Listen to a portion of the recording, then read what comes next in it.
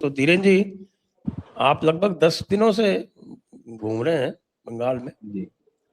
तो आपका जरा थोड़ा सा एक विहंगम टिप्पणी जो है वो जरा दीजिए कि पिछली बार से, क्योंकि पिछली बार भी आपने काफी कवरेज किया था, रैलीज का ज्यादा किया था।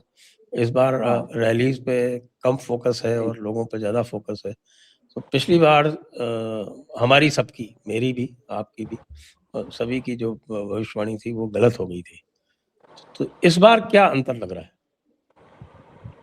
देखिए, मुझे लगता है कि पिछली बार संजय जी, तमाम दर्शकों को मेरी ओर से नमस्कार। और बहुत ही दिलचस्प जगह पर मैं बैठा हूँ, ऐतिहासिक जगह अलीपुर जेल, जो एक म्यूजियम में बदल चुकी है। मेरी आवाज आ रही है दर्शकों को? जी हाँ, जी हाँ, जी आपको हाँ। आवाज आ रही? जी। तो मैं अगर पिछले इस 2021 के चुनाव को हम 2026 से जोड़कर देखें, तो बीजेपी को डाटा से देखते हैं और लोगों के अंदर देखते हैं, दोनों चीजें। जब मैं आया, क्योंकि गुवाहाटी से सीधा आया और उससे पहले 10 दिन में रह के गया, तो मुझे लगा उन 10 दिन के बाद ये जो अब के 10 दिन है, यानी होली से पहले 10 दिन मैं यहीं था बंगाल में, और उसके बाद मैं सीधा गुवाहाटी से यहाँ आया। तो मुझे ये लग रहा है कि जैसे पूरा बंगाल जो उस समय बिल्कुल एकदम साइलेंस के जोन में था, वो अब धीरे धीरे निकल रहा है। वो कैसे है, ये बड़ा इंटरेस्टिंग है कि हम जब रैलियों की भीड़ को आंकते हैं, तो पिछली बार से और ज्यादा उत्साहित भीड़ दिख रही है, जबकि स्ट्रेटजी पूरी अलग है। हमने ये देखा कि पिछले उस समय तक जब मैं देख रहा था, मैंने शायद हम लोग चर्चा भी किए थे कि उस समय तक लोग जो हैं बहुत ज्यादा सड़कों पर नहीं थे, बहुत ज्यादा उनकी बातचीत नहीं थी, और वो खामोशी एक अख्तियार किए हुए थे। लेकिन आज जब हम लोग बात कर रहे हैं, सबसे बड़ी चीज 2021 और अब में है कि वो डर से निकल चुके हैं। ये जो होता, मतलब ये शहरों की बात कर रहा हूँ, और शहरों की बात इसलिए मैं कर रहा हूँ, इस बार मैंने ज्यादा समय यहाँ इसलिए दिया है कि पूरे देश में जब हम बात करते हैं कि बीजेपी को, तो बीजेपी पूरे देश में शहरों की पार्टी कहलाती है, जिसने बाद में गांव में इनरोल किया। यहाँ बंगाल में बीजेपी गांव की पार्टी है, जिसने शहर में अब इनरोल किया है। बड़ा इंटरेस्टिंग है। और दूसरा क्या है कि बंगाल में देश से कई चीजें अलग, मुझे पूरे इलेक्शंस को अगर हम गौर करते हैं, और दर्शकों के लिए बड़ा दिलचस्प ये होगा कि यहाँ बंगाल के अंदर बीजेपी को जो नाम सुद्राज हैं और तमाम लोग हैं, प्लस जो बाहर जो लोग बांग्लादेश से चाहे हिंदू आए हुए हों, या जो हम लोगों के यहाँ जिनको ओबीसी स्ट्रक्चर में रखा जाता है, मतलब सोशल स्टेटस की मैं बात कर रहा हूँ, सोशल स्ट्रक्चर की, वो लोग बीजेपी के स्ट्रॉन्ग होल्ड सपोर्टर हैं। और जो अपर कास्ट है प्लस मुस्लिम से, वो एक साथ वोट करता है, जो बाकी राज्यों में ऐसा नहीं होता। तो ये तो बहुत ही कंट्राडिक्शन हमको दिखते थे। जो इस बार चेंज दिख रहा है वो ये दिख रहा है कि इस बार कोलकाता में, जैसे मैं बेहाला में था, बेहाला में लोग बात कर रहे हैं ओपनली, इस बात की बात कर रहे हैं, खुल के बात कर रहे हैं, क्योंकि मैंने इंदिरा नील के साथ शुरू किया, और फिर बाद में जब उसका वो जुलूस आगे निकल गया, मैं उसके पीछे रुक गया, ताकि जिन लोगों ने उसके सामने हाथ जोड़े थे उसके बाद वो क्या कहते हैं। तो जैसे शुरू किया, तो उनमें से ज्यादातर लोगों ने बिना किसी हिचक के कहा कि नहीं, हम बदलाव चाहते हैं, बिल्कुल बदलाव चाहते हैं। बल्कि अभी जब मैं आप तक यहाँ इस कैफे तक आया बैठने के लिए कि आपके साथ चर्चा करेंगे, तब मैं भवानीपुर से, और इस बार मैंने अलग किया क्योंकि पिछली बार हम लोगों ने बहुत ज्यादा रैलियां की थी, इस बार मैंने बहुत ज्यादा लोगों के साथ की, ऑटो से लेके, मेट्रो से लेके, और जो उबर की टैक्सीज हैं उनके साथ ट्रेवल, मतलब कोई ट्रेवल एक टैक्सी वाले के साथ नहीं कि जो बायस्ड है वो सब है, हर आदमी अलग तरीके से बात कर रहा है। लेकिन आप ये समझ के देखिए कि पहले तो शुरुआत में घुसते ही वो शो करता है कि जैसे वो नहीं है, और फिर उसके बाद इतना उत्साहित हो जाता है कि जो अभी लड़का आया, सुब्रजीत था उसका नाम, उसने बड़ी दिलचस्प बात कही। उसने कहा नोटा पहले मैंने, फिर अपने आप ही कहने लगा कि मैंने मेरे ससुर को छोड़ के मेरे घर में सबको कह दिया है कि हमको बीजेपी को वोट डालना है जाके। सुब्रजीत विश्वास करके लड़का था, तो तो मैंने कहा ससुर को भाई क्यों ऐसा। छोड़ दिया? हाँ, वही मैं बता रहा हूँ, मैंने यही सवाल जो आपने किया ये किया। तो उसने कहा कि मेरा ससुर वाम का है, अभी वो राम का नहीं हुआ है, उसको 1 करोड़ भी देंगे तो नहीं होगा। तो मतलब ये बड़ा इंटरेस्टिंग चीजें चल रही हैं।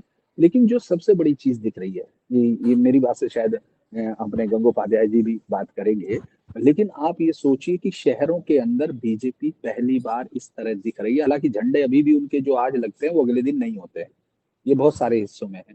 और मैंने कुछ जगह शूट की हुई है कि जिन पे झंडे लगाते हुए मैंने देखा, और फिर मैं उसको अगले दिन डेट वाइज शूट करूंगा, ताकि हम लोग जयपुर डायलॉग के दर्शकों को भी दिखा सके, क्योंकि विजुअल्स इतना सारा है, आप भी चला सकते हैं उसको। वो हम लोगों का सारे राष्ट्रवादी चैनलों का है, तो जो सबकी थाती है, उसको चलाना चाहिए क्योंकि जो दिखता है। आप ये सोचिए कि जो झंडा आज लगा रहे हैं वो कल नहीं मिल रहा है, लेकिन लोग नहीं डर रहे हैं। अभी भी बिल्कुल एकदम जस्ट सामने टीएमसी के झंडों से पटी हुई गली में हमने सिर्फ एक महिला से बात की, तो वो कई सारी, तो पहले तो वो थोड़ा सा हिचकी, लेकिन फिर धीरे से कहने लगी कि बदलाव तो होगा, बदलाव तो होगा। ये जस्ट सामने वाली और भवानीपुर की बात है।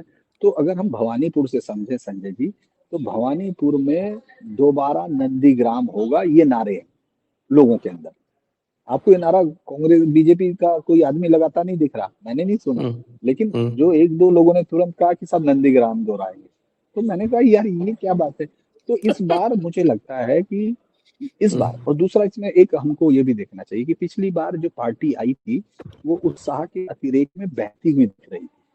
बीजेपी को जैसे ही वो घुसी, तो बीजेपी के साथ जितने रिपोर्टर्स बंद, हम लोगों के लिए चुनाव जो है पहली बार इंटरेस्टिंग 2021 में ऐसा लगा था, क्योंकि 2019 के चुनाव को भी मैंने कवर किया, 2014 के चुनाव को भी कवर किया, और 2021 के चुनाव को भी कवर किया। 2011 का चुनाव का हम लोगों ने वो बदलाव देखा था, लेकिन तब मैं आज तक में हुआ करता था, तो 2-4 दिन के लिए स्टिंग ऑपरेशन के लिए आया था। लेकिन बाकी चुनाव तो मैंने पॉलिटिकली सब कवर किए। आप इस बार ये देखेंगे कि हाँ, जो क्लब हैं जितने जिनके अंदर टीएमसी है, उनके अंदर भी आपको एक टूटन दिख रही है। हालांकि अभी भी बीजेपी कार्यकर्ताओं को आदत है, चल हंस रहा था मैं, क्योंकि एक जगह में 1-1.5 घंटे तक खड़ा रहा, क्योंकि मैं जब जा रहा था तो उसने कहा क्या होगा, कहने लगे साहब यहाँ बीजेपी का जुलूस निकलेगा। तो हमारी आदत वो रिपोर्टर वाली अभी गई तो है नहीं, पहले यूट्यूबर्स को जरूरत नहीं है, लेकिन फिर भी आदत है, फील्ड में है। तो मैंने कहा यार मुझे कैंडिडेट से मिलना है, तो उसने कहा सर एक आ जाएगा बस आधे घंटे। अब मैंने देखा आधा घंटा हो गया, 1 घंटा हो गया, मेरा टाइम दूसरी जगह जाने का भी खराब हो रहा, तो मैंने कहा चलो यार इसी का कर लेंगे। अब 1.5 घंटे बाद तो मैंने उस आदमी से पूछा जिसने मुझे कहा था, वो मेन उसका आयोजक था, कि भाई ये तुमने ये क्यों किया। तो उसने कहा साहब ऐसा है, आसमान से तो टपक के कार्यकर्ता आएंगे नहीं। तो मैं समझा नहीं। उसने कहा कि भाई वो कार्यकर्ता पहले सीपीएम का हुआ करता था, वही कार्यकर्ता अब टीएमसी का हो गया, और वही करता कार्यकर्ता अब टूट के हमारी तरफ आ रहे हैं। तो उनको जो पैसे लेने की आदत थी, जो पहले सीपीएम में काडर की आदत थी, नौकरियां लेने की आदत थी, यहाँ फिर वो जब कांग्रेस में आए, वो तृणमूल में आए, उनको पैसे लेने की आदत हो गई। अब हमारी में आ रहे हैं, हम पैसे अभी दे नहीं पा रहे हैं, धीरे जो भी होगा वो अंडर होगा। लेकिन इसीलिए हमको अभी कार्यकर्ताओं को इस अनुशासन में ढलने में टाइम लग रहा है। तो मेरा उसका मतलब नहीं कि पैसे वाला, मैं उसकी इस लाइन को पकड़ रहा था संजय जी, कि अभी उन कार्यकर्ताओं को बीजेपी के अभी एक कोऑर्डिनेट वे में आना है। लेकिन जो सबसे बड़ी चीज होती है कि एक चेहरे की जंग में वापस पूरा का पूरा प्रधानमंत्री मोदी का वो चेहरा, जिस पर हमको 2021 में मुझे लग रहा था कि किस तरह सरकार ने ये किया और अब कुछ नहीं होगा, और बीजेपी यहाँ से बर्बाद हो जाएगी, सब लोग सारे जो भी यहाँ से निकले थे, क्योंकि दिल्ली से प्री बायस्ड हम आए थे और वापस भी लौटे तो दिल्ली बायस के साथ ही लौटे थे। हम ये भूल गए कि बंगाल के आदमी को ये मालूम है कि उसको, याद है आपको डायलॉग था कि गब्बर के ताप से एक ही बचा सकता है, वो है गब्बर। तो अगर बंगाल के वो बदलाव को कोई ला सकता है तो वो है बंगाल के लोग, और ये बंगाल के लोगों को मालूम है कि अगर ये बदलाव आ सकता है तो ना मोदी ला सकते हैं, ना सीआरपीएफ ला सकती है, ना चुनाव आयोग ला सकता है, वो बंगाल के लोगों की उंगली लाई। तो वो इस बात को मैंने देखा कि उनके अंदर अभी ये वाला कहानी थी, याद होगा जब हम लोगों ने पिछली बार बैठे थे लास्ट टाइम, तो हमने कहा था कि वहाँ एक ही नैरेटिव चल रहा है संजय जी, कि सेंट्रल बीजेपी नहीं चाहती है, ममता और मोदी एक है, ये नारा है। जानते हैं अब हम्म, लोग क्या कह रहे हैं, वो कह रहे हैं यार वो एक हो दो हो हमसे कोई लेना देना नहीं, हमको वोट करना है। तो ये डर के ऊपर आगे जाने वाली कहानी है। और आज की डेट में मुझे लगता है कि अगर प्रतीक जी ज्यादा अच्छे से बताएंगे, अगर उस पार्टी में उसी में है, तो वो लोगों को भी अब ये लग रहा है कि वो 150 को क्रॉस कर रहा है। ये बड़ी इंटरेस्टिंग चीज है। मैं उनकी सीट समझने की कोशिश कर रहा था, और ऐसे नहीं जैसे रिक्शा वाला कह देता है कि नहीं 200 आ जाएंगे 150 आ जाएंगे, मैं उनसे सीट पे डिस्कस कर रहा था। तो वो बाकायदा उनके पास नोट्स हैं, उनके पास नोटिंग है, और एसआईआर ने वाकई ही एक बड़ा काम तो कर दिया है। देखिए चुनाव के बाद संजय जी कोई आए, वो हम लोग 4 तारीख को देखेंगे कि 4 तारीख के बाद जब हम इस समय बैठे हुए होंगे, तो अब तक ये सब तय हो चुका होगा, कारण क्या वो क्या। लेकिन एसआईआर ने आज की डेट में आप ये समझिए कि एक तो बीजेपी अभी भी एक चीज में कम है, माफ करना बीच में अवान्तर आ जाएगा। वो ये है कि अभी तक वो नैरेटिव काट पाने में, बीजेपी पार्टी के तौर पे बात कर रहा हूँ, कि वो पीछे है, बीजेपी के कार्यकर्ता वोटर आगे हैं बीजेपी से, क्योंकि अभी तक वो ये नैरेटिव काट पाने में नाकाम है कि 63 लाख लोगों के जो नाम कटे हैं, वो भाई मरने वाले, परमानेंटली माइग्रेट और वो सब है, उनका होना ही अपमान था इस देश के लोकतंत्र का। उनका अपमान था इस देश का। और जो 27 लाख कटे हैं, तो नाम तो सिर्फ 27 लाख पर होना चाहिए। लेकिन आप देखेंगे वो सब जगह यही चल रहा है और बीजेपी उसको कोई बहुत मुझे नहीं लगता कि काउंटर कर पाई है।